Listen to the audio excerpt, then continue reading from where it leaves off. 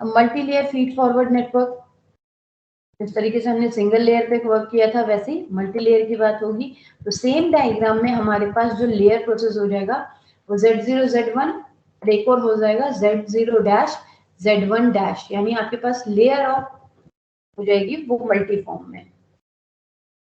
Multi layer feed forward neural network is linkage of a patron in which information and calculation flow the unidirectional from the input data to the output data। अब यहाँ पे हमारा जो layering basis का work होता है, ये layer base हमारे इनपुट डेटा और आउटपुट डेटा के फॉर्म में ट्रांसमिट करता है। इनकी जो डायरेक्शनल होती है यूनि डायरेक्शनल होती है, ना कि मल्टी डायरेक्शनल या बाई डायरेक्शनल, कि साइमल्टेनियसली ये ट्रांसमिट भी कर लें और उसी फॉर्म में ये रिसीव करें। यहाँ पे सिर्फ मल्टी लेयर आप फीड फॉरवर्ड का यूज करेंगे तो इसकी डायरेक्शन जो होगी वो यूनिफॉर्म में होगी, यानी यूनि डायरेक्शन से ट्रांसमिट होगा, उसी के बाद वो फंक्शन एक्टिवेटेड करके आउटपुट प्रोवाइड करेगा उस पर्टिकुलर डेटा को। इसलिए input data to output data के फॉर्म में डायरेक्शन जो होती है यूनिडायरेक्शनल होती है। The total number of layer in a neural network is the same as the total number of layer pattern.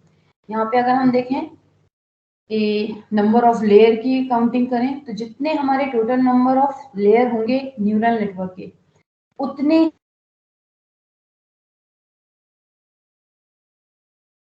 Neural network के लेयर का काउंटिंग और पैट्रन लेयर के नंबर का काउंटिंग सेम होगा। The easiest neural network is one with the single input layer and output layer is of pattern. अगर हम देखें तो हमारे न्यूरल नेटवर्क की जो एक सिंगल इनपुट लेयर होगी वही आउटपुट लेयर ऑफ पैट्रन भी होगी, यानी जो इनपुट दोगे उतना ही पैट्रन आएगा। ऐसा नहीं कि हमने 2 इनपुट दिया तो 1 आउटपुट रिसीव्ड हो, 2 इनपुट होंगे तो 2 आउटपुट ही रिसीव्ड होंगे।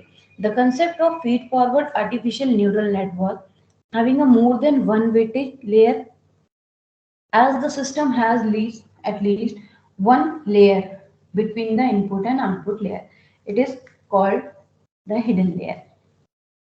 अब यहाँ पे अगर हम कंसेप्ट देखें feed forward artificial neural network का, जिसमें हमारे पास मोर देन लेयर भी होगा, साथ ही साथ वेटेज लेयर भी आएंगी। तो इनमें अगर जब हम सिस्टम को स्टार्ट करते हैं तो यहाँ पे जब हमारे पास मोर देन सिंगल लेयर से लेयर हो जाती है तो वहां हमारी हिडन लेयर के फॉर्म में वर्क होता है, जो कि इनपुट और आउटपुट के बीच में एक ऐसी लेयर बनाते हैं कि अगर हमें मान लो ट्रांसमिशन के बीच में एक नोड से दूसरे, दूसरे से तीसरे, यानी एक लेयरिंग की फॉर्म आई तो वहां आपका हिडन लेयर वर्क करेगा।